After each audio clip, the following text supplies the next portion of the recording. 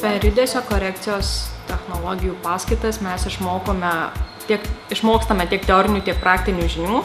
Tai paskaitų metu mes mokomės apie įvairius vaikų tyrimus, laikysenos vertinimus, judesio padėties sutrikimus, o pratybų metu mes tai pritaikome praktiškai.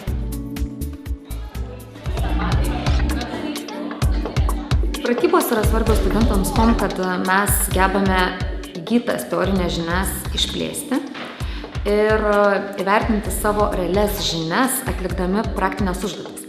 Mokėmės vertinti iki mokyklinio amžiaus vaikų laikysenos ypatumus, kūno judesių ypatumus, koordinacijos ypatumus ir be abejo bandėme nustatyti pėdos skliauto suplokštėjimo laipsnį. Praktikos metu studentai turi tam tikrą valandų skaičių, kurių metu savarankiškai atlieka įvairias užduotis. Pavyzdžiui, veda užsiėmimus, vertina iki mokyklinio arba kitokio amžiaus vaikų motoriką, sudarinėja įvairias judesio korekcijos programas.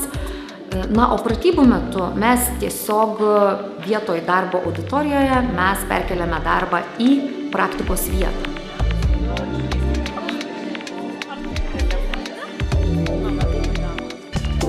Dažnai teorija skiriasi nuo praktikos ir dažnai teoriškai viskas išmokstama, tačiau praktikoje tai pritaikyti gana sudėtinga.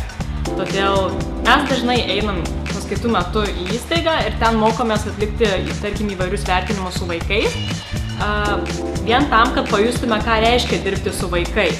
Nes vienas dalykas, kai mes pratybų metu mokomės viena ant kitos ir kai mes visos suprantam ir esam susikaupusios, o kitas dalykas yra, kai mes nueinam į įstaigą ir mes išsiblaškiusius vaikus skiriam.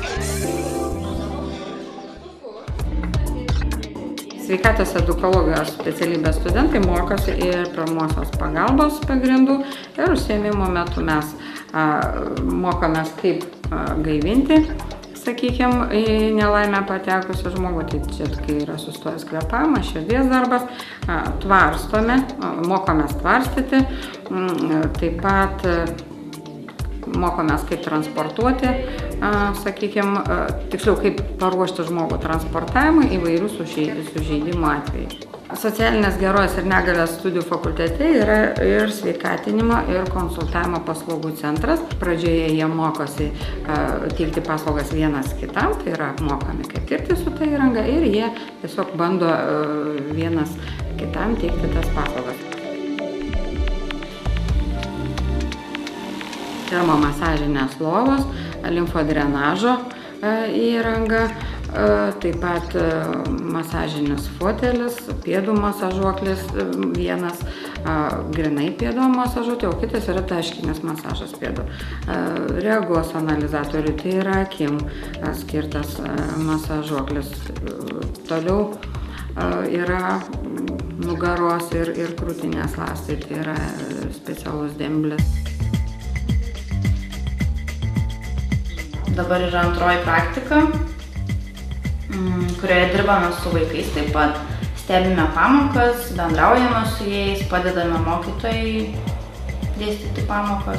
Centro pradinėje prasidėjus praktikai vyko akcija, kurios metu svėrėme kuprines 3-6 klasių mokiniams, tai dalyvavome šitoje akcijoje, taip pat dalinome vaikams atšvaitus, kad jie užsidėtų ant kuprinių ir tamsiu paros metu būtų matomi.